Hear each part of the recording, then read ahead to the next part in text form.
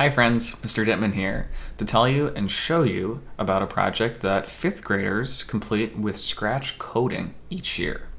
Even though during our distance learning time you might not have access to a computer to use for Scratch, like I'm using in this video tutorial, you should be able to complete this project while using Scratch in Safari on your iPad. The one thing you'll need to remember if you're trying to complete your in 5th grade Invasive Species Scratch project is to make sure that you tap Save Now very often. Otherwise, when glitches happen and Scratch reloads, you might lose your work. Once more, every time you make a change to your project, you'll want to tap that Save Now button. Okay, let me get into my project here, show you what I've got going on, and help you start creating your own project as well. Feel free to pause the video as needed so that you have enough time to follow along with me. First things first, let's check out my Minnesota Biome Invasive Species Scratch project that I've put together here. What you'll notice in my project is my background is a Minnesota biome called the Tallgrass Aspen Parkland.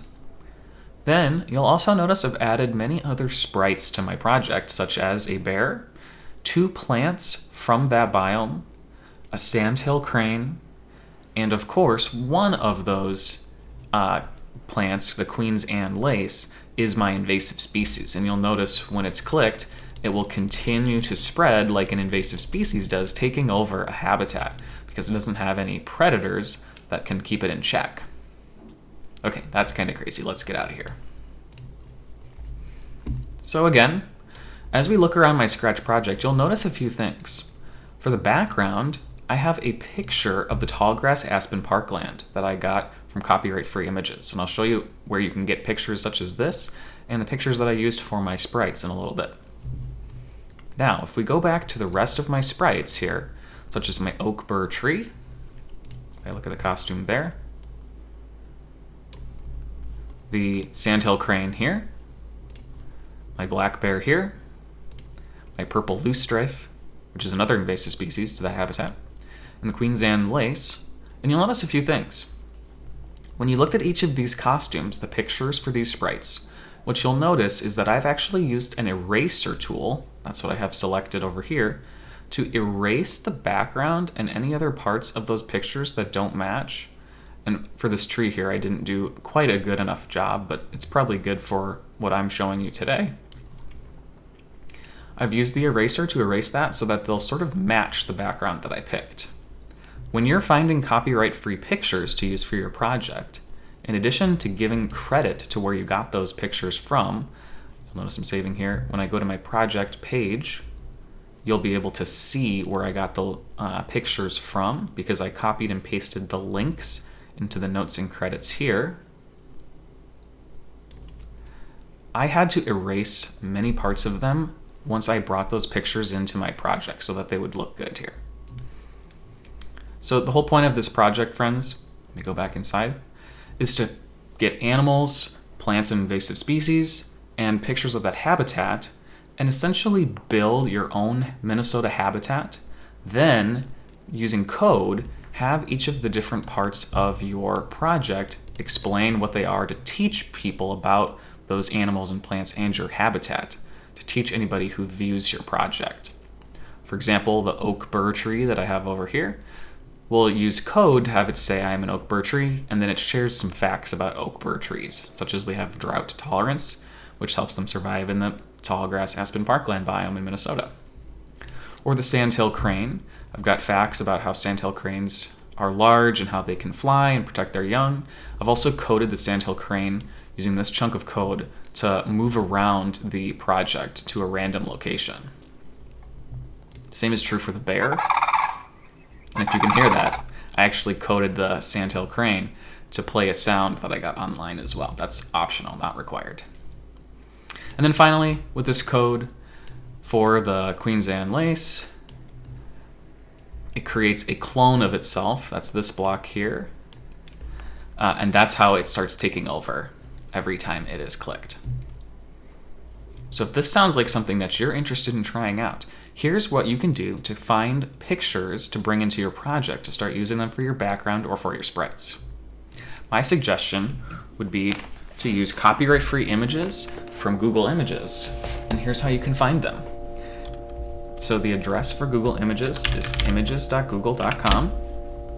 And let's search for purple loosestrife, for example. Now there are many different pictures of purple loosestrife that I could choose from, but these ones are actually not copyright free. So in order to find copyright free images, what you'll want to do is click on Tools, or tap on Tools on your iPad. And where it says Usage Rights, let's switch that to Labeled for Reuse with Modification. That way, the only pictures that we'll find are pictures that the person who took them have expressly said, yes, anyone can use these and can modify them or change them like we're going to do in our project. Okay, so now I'm looking for a picture of a purple loosestrife that I think will be easy to erase and bring into my Scratch project. These ones that have so many different ones would be very tricky for me to erase. So instead, I think what I'll choose is this one where it's just one purple loosestrife plant right here. And what you would do on your iPad is tap and hold on that picture until it pops up and says Save Image, and that's what you would choose to save it to the Photos app of your iPad. On my computer, if I right-click on this image, I can go Save Image As, and I'll just give it that name and I'll save it to my desktop for now. Now, back in Scratch, what I would do, since I want the purple loosestrife to be coded, I'll use the Sprite button to upload a sprite. On your iPad, when you upload a sprite, it'll ask for you to choose from photos or images on your iPad, and then you can simply tap on the picture where you saved it into the Photos app on your iPad to load it into Scratch. What I'll do is upload it from my computer instead. Here's my purple loosestrife right here. When you're done with that, you'll see you have a new sprite in Scratch, and I have all of this background I need to erase, obviously, because it's got this square with the rest of the picture around it. In order to do that, I'll go to Costumes, I'll grab the Eraser tool, and it might be easier for you to make your eraser a little bit larger and to zoom in. I would start with your eraser really big and erase as much of the background as you can. So before I zoom in, I could make my eraser even larger, like so, just so I can erase most of it really quickly. And while you're doing this erasing, even before you finish erasing, I definitely would suggest you click Save Now, just in case, because this sometimes can glitch with iPads. So now that I've erased about as much as I can with my eraser as big as it is, what I'll do is make my eraser much smaller. That looks good. And then I can zoom in and more easily erase around it. What we want is the plant itself with no other background on it.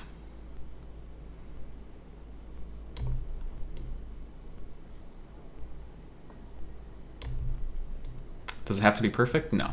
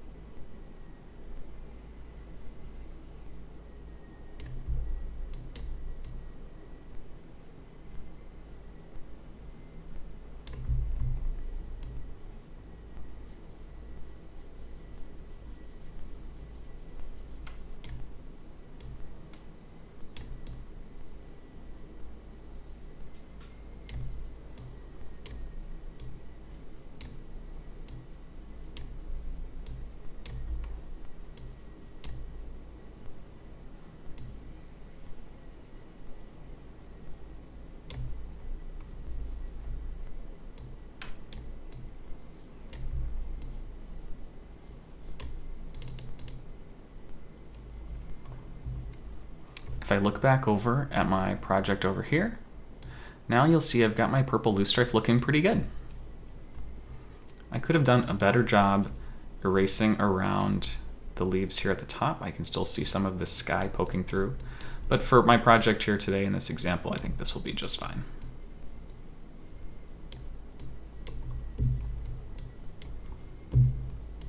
And I'll save again. So you could complete these steps for each of the pictures that you need for your project. Now, once I've finished saving, what I want to do as well, if I'm back at the picture from Google Images, which I have here,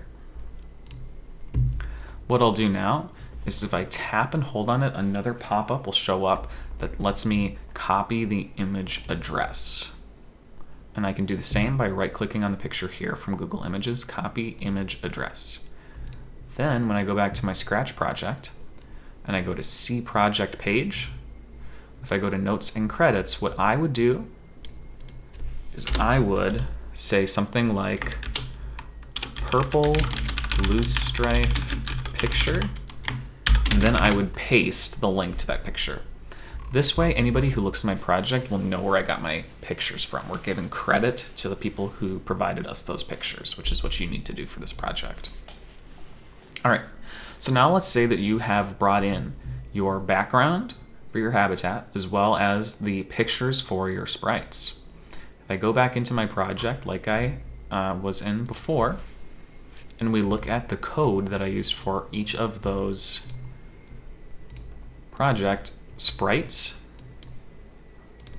Again, I did a simple way where for each of my sprites, they have their own code for when they are clicked. So for example, when my oak birch tree is clicked, then it will talk, it'll wait, and then it will talk more. And that's sufficient for a tree, which of course does not move. For sandhill crane, that's where I wanted two different code chunks. One for it to talk using essentially the same code, but I needed it to move as well. And I didn't want to code it to go to a certain place because I didn't think that was quite as good looking as a animal that can go wherever it wants. That's why I use these code blocks. So if it's on the edge, it will bounce that way. If a sprite gets to the edge of your project, it will bounce back rather than walking off your screen, which is very helpful. I set the rotation style left and right, and I did that because then I'm not going to have my animals turning up or down, which wouldn't match my background. And then for this block here, this is actually 3 code blocks that I put together. One is the glide block, which is a motion block here. And I said take 6 seconds because that would be a little bit slower. If I made this 3 seconds, then it would move twice as fast. But I didn't want to tell it where to go exactly. So instead, I'm using these green operator blocks that say pick random, and I put in -200 to 200 and -150 to 150. And I put those inside of these spots for X and Y in this block. Now, you might remember in 4th grade learning about the coordinate plane. In math, one key thing you'll need to know is how to use coordinates to graph equations and to track how things move. It's kind of a thing from algebra. You'll notice over here I have X and Y. Right over here. So these are the numbers for X and Y. Imagine that you have a line splitting up the left and the right halves of your project, and a sideways line splitting up the top and the bottom half. It splits it into 4 chunks. And you can use coordinates for X and Y in order to control where things go.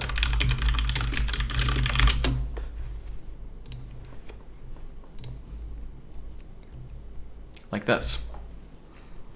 So if I look at my project, knowing that a -X is on the left side and a +X is on the right side, and knowing that a +Y is on the top and a -Y is on the bottom, essentially what I've done with my code here is I have taken the lowest number for Y and the highest number for Y, and I've taken the lowest number for X, which is all the way to the left, and the highest number for X all the way to the right. And I'm telling my sandhill crane here that it can go somewhere random, anywhere, in the coordinate plane that I used for my project. If these numbers were any larger or smaller, then that would either allow the thing to walk off the screen or to not be able to make it all the way to the different parts of my project. So that's why I used my code in that way. I did the same thing for the bear because the bear moves. The only other chunk of code that's slightly different that I used here is the one I used for my invasive species. In this case, it's a Queen Anne's lace, excuse me. So when this sprite is clicked right here, every time it is clicked, it creates a clone of itself. However, if I merely had this chunk of code right here, it would create a clone of itself, but they wouldn't move. They would all be on top of each other, which I just showed you here. Instead, after the clone is created, this chunk of code will have it move to a random position, and that's why each time I click this, you see that they're going all over the place. It kind of creates a cool effect, demonstrating how an invasive species spreads rapidly over a habitat. So once more, by having it create a clone of itself that goes to a random position, you can have your invasive species completely take over your project. Could you use other different code blocks and different arrangement to make your project even more cool than mine? Absolutely. I'm just showing you one way that you can go about making a Minnesota Biomes Invasive Species Scratch project.